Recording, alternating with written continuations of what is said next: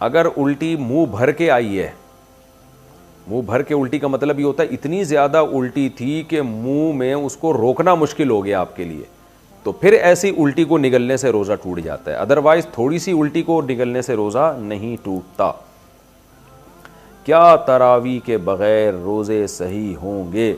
پورے رمضان کی تراویح نہیں پڑی اور تمام روزے رکھ لیے تو کیا روزے صحیح ہوئے یا نہیں؟ سلیم نسیم، دیکھیں تراویح اگر کوئی نہ بھی پڑھے تو روزے اس کے بہرحال صحیح ہو جاتے ہیں، روزوں پہ فرق نہیں پڑتا، لیکن تراویح سنت مؤکدہ ہے، قابل ملامت ہے وہ شخص جو تراویح کی نماز نہیں پڑھتا، تو اس لیے تراویح بھی پڑھنی چاہیے۔ کبھی بہت تھکاوٹ ہو نہیں پڑھی جا رہی تو ٹھیک ہے، کم کر دیں، مختصر کر دیں۔ ویسے سنت مؤکدہ 20 رکعتیں ہیں، اس پہ چاروں اماموں کا اتفاق ہے۔ حضرت عمر رضی اللہ تعالی عنہ سے 20 رکعتیں ثابت ہیں، اور شروع میں اسلاف میں ہمیں 16 رکعتیں بھی ملتی ہیں، 20 سے زیادہ بھی ملتی ہیں، لیکن بعد میں جب تحقیق ہوتی چلی گئی تو چاروں امام اس پر متفق ہو گئے کہ کم سے کم تراویح کی رکعتیں 20 ہیں۔ امام احمد بن حنبل کا بھی یہی فتویٰ ہے جو امام بخاری کے استاذ ہیں، کہ امام ترمذی نے جو ان کا نقل کیا فتویٰ، اس کو تو یہ نقل کیا کہ 20 اور 16 میں اختیار ہے اس کو، 8 کا تو کہیں بھی نہیں ملتا، ہمیں کسی اسلاف سے نہیں ملتا کسی صحیح حدیث سے کہ 8 رکعت پڑھی ہو۔ موطا امام مالک کی جو ایک 8 رکعت والی حدیث ہے اس کو خود امام مالک نہیں مانتے، تو وہ مسترب حدیث ہونے کی وجہ سے وہ ضعیف حدیث ہے۔ تو موطا امام مالک میں بھی 20 رکعتوں کا تذکرہ ہے، اور بھی ہمیں بہت ساری روایات میں زیادہ تر میں 20 رکعتوں کا تذکرہ ہی ملتا ہے، اس لیے امت کا اس پر اجماع ہو چکا ہے کہ 20 رکعتیں۔ یہ اجماع ہونے کے بعد پھر اختلاف پیدا کیا ہے 20 سے کم، بعض لوگوں نے فتویٰ دیا کہ 20 سے کم۔ تو جب ایک دفعہ کسی مسئلے پر اجماع ہو جاتا ہے تو وہ قطعی چیز بن جاتی ہے، پھر اس میں اختلاف جائز نہیں ہوتا، کیونکہ صحیح حدیث سے یہ بات ثابت ہے کہ امت گمراہی پہ کبھی بھی جمع نہیں ہو سکتی۔ تو اس لیے آپ 20 رکعت تراویح پڑھا کریں، لیکن اگر آپ نہیں پڑھتے تو روزہ بہرحال آپ کا ہو جائے گا، لیکن روزے کی اہمیت تراویح سے کروڑہ گنا زیادہ ہے، کیونکہ روزہ تو بہرحال اسلام کا ایک رکن ہے۔ ایسا نہ ہو کہ تراویح نہ پڑھنے سے روزہ بھی چھوڑ دیں آپ۔ روزے میں ماؤتھ واش کا استعمال، کیا روزے کی حالت میں ماؤتھ واش سے کلی کر سکتے ہیں؟ طفیل صاحب دبئی سے، جی ہاں کر سکتے ہیں، کلی کرنے کے بعد پھر سادہ پانی سے بھی کلی کر لیں تاکہ اس کے ذرات منہ سے بالکل ختم ہو جائیں۔ ویسے یہ جو میڈیکلی چیزیں ہوتی ہیں نا، اپنی آہستہ آہستہ ان سے جان چھڑائیں۔ میں نے سنا ہے کہ ماؤتھ واش میں بھی اینٹی بائیوٹک ہے ایک طرح کی، تو اینٹی بائیوٹک جب آپ زیادہ استعمال کرتے ہیں تو آپ کے منہ کے جو نقصان دہ جراثیم ہے وہ اس کو بھی مارتی ہے، فائدہ مند جراثیم کو بھی مارتی ہے۔ بہرحال کوئی مستند 100% مستند بات نہیں ہے، آپ اس کی اپنے طور پر مزید تحقیق کر لیں۔ نیم کی مسواک کیا کریں، بہترین چیز ہے، تو اپنے آپ کو جتنا مصنوعی چیزوں سے دور رکھیں گے اچھا ہوگا۔ آج کل دانتوں کی بیماریاں دیکھیں کتنی ہو گئی، حالانکہ ایک سے ایک ٹوتھ پیسٹ ایجاد ہو گیا، مگر ہر دوسرے آدمی کے دانت خراب ہو رہے ہیں۔ تو سیدھا سیدھا آپ یہ کیا کریں کہ مسواک کریں، اس کی عادت ڈالیں، ماؤتھ واش کی آپ کو ضرورت ہی نہیں رہے گی۔ کبھی بہرحال استعمال کرنے سے روزہ نہیں ٹوٹتا، بعد میں کلی کر لیں۔ کیا نکسیر سے روزہ ٹوٹ جاتا ہے؟ کیا نکسیر آنے سے روزہ ٹوٹ جاتا ہے؟ ساجد کراچی سے، نہیں جی روزہ نہیں ٹوٹتا۔ روزے میں سر پر تیل لگانا، کیا سر پر تیل لگانے سے روزے میں کوئی فرق تو نہیں پڑتا؟ یہ لکھا ہے راؤ ولی خان دبئی سے، نہیں جی سر پر تیل لگانے سے روزہ نہیں ٹوٹتا، تیل پینے سے روزہ ٹوٹے گا۔ سر پہ آپ جتنی بھی مالش کریں روزہ نہیں ٹوٹے گا، بلکہ ہو سکتا ہے آپ کے بال اگنا شروع ہو جائے۔ بغیر سحری کے روزے کا حکم، سمیع خان نے پوچھا ہے کہ جی بغیر سحری کے روزہ رکھ لیا تو روزہ ہو جائے گا؟ جی ہاں جی، روزے کے لیے سحری ضروری نہیں ہے، بلکہ رمضان کے روزے میں اگر سحری میں آنکھ نہ کھلے تو بھی روزہ اسی طرح فرض ہے جیسے آنکھ کھلنے کے بعد فرض ہے، تو روزہ چھوڑ نہیں سکتے آپ، چاہے سحری میں آنکھ کھلے یا نہ کھلے۔ ہاں سحری سنت ہے، نبی صلی اللہ علیہ وسلم نے بہت ترغیب دی اور سحری میں فرمایا کہ اس میں برکت ہے۔ سحری میں آنکھ نہیں کھلی تو بغیر نیت کے روزہ ہو جائے گا، اگر کوئی بغیر نیت کے سو جائے اور صبح اٹھ کر روزہ رکھ لے تو روزہ ہو جائے گا یا نہیں؟ عالم صاحب سعودی عرب سے، اگر سحری میں آنکھ نہیں کھلی تو بھی روزہ ہو جائے گا، آپ بعد میں نیت کر لیں۔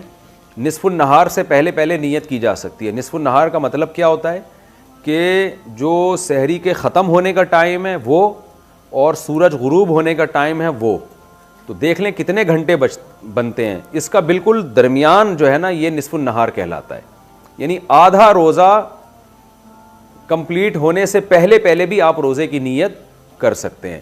تو اور سحری اگر آنکھ نہیں کھلی روزہ چھوڑ دینا رمضان کا حرام ہے، گناہ کبیرہ ہے، خوب سمجھ لیں۔ بعض لوگ کیا کرتے ہیں، سحری میں آنکھ نہیں کھلتی تو کہتے ہیں یار اب کون رکھے سارا دن روزہ، تو رکھنا پڑے گا آپ کو، روزہ رمضان کا چھوڑنا حرام ہے، کبیرہ گناہ ہے، سحری میں آنکھ کھلے یا نہ کھلے۔ سحری عین وقت پر ختم کرنا. اگر روزہ 4:42 پر بند کیا اور 4:42 پر ہی فجر کی اذان بھی ہوئی تو کیا روزہ ہو گیا یا نہیں؟ نیز کیا اذان کے شروع تک سحری کھائی جا سکتی ہے؟ اس سے روزہ صحیح ہوگا. بنت عبد الرحمن جدہ سے. اگر جی 4:42 پہ روزہ بند ہو رہا ہے تو بہتر یہ ہے, احتیاط یہ ہے کہ 4:41 پہ آپ بند کر لیں 1 منٹ پہلے. لیکن اگر کسی نے 4:42 پہ بھی بند کیا تو روزہ ہو جائے گا. حدیث میں آتا ہے کہ اگر کسی کے ہاتھ میں دودھ کا پیالہ ہونا اور اذان ہو جائے تو وہ پی لے اس کو جلدی سے. تو عین وقت پر بھی اگر آپ کے ہاتھ میں کوئی چیز ہے تو جلدی سے اس کو, جیسے بعض لوگ پانی پینا بھول گئے یا پتہ نہیں چلا ان کو, اب سارا دن بغیر پیاس کے رہنا تو بغیر پانی کے رہنا تو بڑا مشکل ہوگا. تو آپ نے ٹائم دیکھا 4:42 ہو رہے ہیں, تو احتیاط تو یہی تھی کہ یہ سب چیزوں سے پہلے فارغ ہو جاتے. تو لیکن شریعت نے آپ کو اجازت دی ہے جلدی جلدی آپ پانی پی کے اپنی پیاس بجھا لیں آپ, لیکن اسپیڈ تھوڑی سی بڑھا لیں, آپ مزید تاخیر نہ کریں کیونکہ بالکل عین وقت پر آپ جو ہے نا سحری ختم ہونے کے عین ٹائم پر ہیں. روزہ کس عمر میں فرض ہے؟ میری بیٹی کی عمر 13 سال ہے مگر وہ شرعی طور پر بالغ نہیں ہوئی, کیا اس پر روزہ فرض ہے؟ نیز لڑکے پر کس عمر میں روزہ فرض ہوگا؟ ام احمد. لڑکی اگر 13 سال کی ہے اور اس کو مینسز آنا اگر شروع نہیں ہوئے ابھی تک تو اس پہ روزہ فرض نہیں ہے. فرض جب ہوتا ہے جب لڑکی کو مینسز آنا شروع ہو جائیں. اسی طرح لڑکے کو اگر نائٹ فال ہونا شروع ہو جائے تو جب فرسٹ ٹائم نائٹ فال ہوگا, احتلام ہوگا, تو اس پہ روزہ فرض ہو جائے گا. تو جیسے کسی کو رات کو لڑکے کو احتلام ہو گیا, نائٹ فال ہو گیا, تو اب اس پر لازم ہے کہ وہ غسل کرے اور عشاء کی نماز بھی پڑھے اور پھر سحری کر کے روزہ بھی رکھے. سحری نہ بھی کرے تو روزہ بہرحال اس کو رکھنا پڑے گا.